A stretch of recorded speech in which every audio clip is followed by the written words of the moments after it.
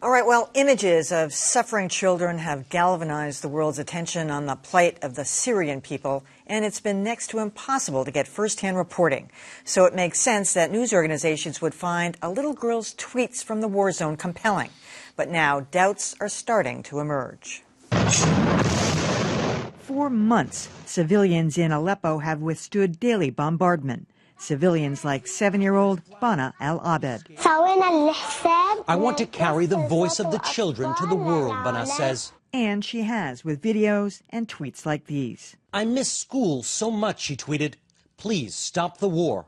We're tired. With the help of her mother, Fatima, who says she's an English teacher, Bana has become a media sensation. Bana al-Abed is the voice of Aleppo's innocent victims. A little girl who's using social media to show the brutality of Syria's civil war. But some of her tweets seem unusually precocious, like this one. I think my childhood is stolen by the war, but I fight for my childhood again under the bombings. And some of her lines come off as rehearsed. Hello, my friends. How are you? Stand with Aleppo. And in the siege. That's raised doubts as to who's really speaking and whether Bana is being used as propaganda. We managed to get in touch with Bana and her mother Fatima on Skype. By all accounts, Bana's family is real and her messages appear to originate from Aleppo. But whether the media should take those messages at face value is another question. Well, I mean, I think the way this has been treated has been pretty decent. I mean, you know, the kid obviously exists. I mean, you gotta verify at least, but. And of course the mother is helping her. The mothers do all their kids' homework these days. So for heaven's sakes, you know that there's the hand of an adult in there. I mean, the bigger question is, you know, is it bringing attention to something that people don't pay enough attention to? And I think if it does that, it accomplishes its goal. Yeah, no, I have a second grader, and the quality of his tweets would not be bad.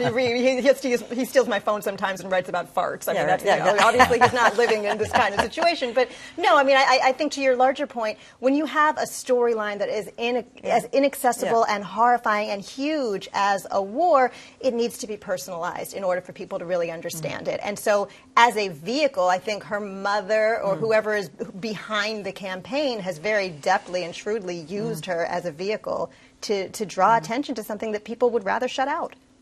Yep, I agree. I've been skeptical of this, I think, from the very beginning because of those very reasons. At a 7-year-old, although we've had, when you see her on videos, she's a cute little girl, but we've had child stars at age 7 who have performed wonderfully for many, many years. So she knows how to perform. But clearly, this is propaganda. It was propaganda from the beginning, and maybe it's propaganda that we might sympathize with because what's happened in Aleppo is really horrible. But that's what we're seeing is propaganda.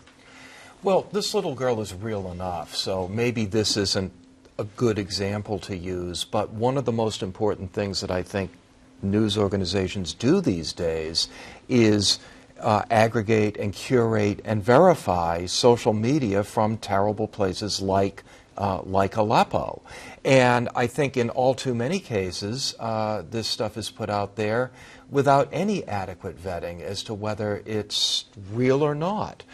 Certainly there's some aspects of this that are real, even if the girl's mother is helping her. But that's not always the case with all of these things, and so that's a problem. I think because it's the voice of a child, particularly, because the images that seem to shock us into paying attention have been pictures of children, a dead child, or that child that looking so shell-shocked on the back of that truck. And so now this one speaking for those children, I think that makes a difference. The fact that it's inaccessible absolutely makes a difference. So I think you can take in the contextual information that she's giving and determine whether or not you choose to go deeper, or if there are any other messages with regard to propaganda, as you say.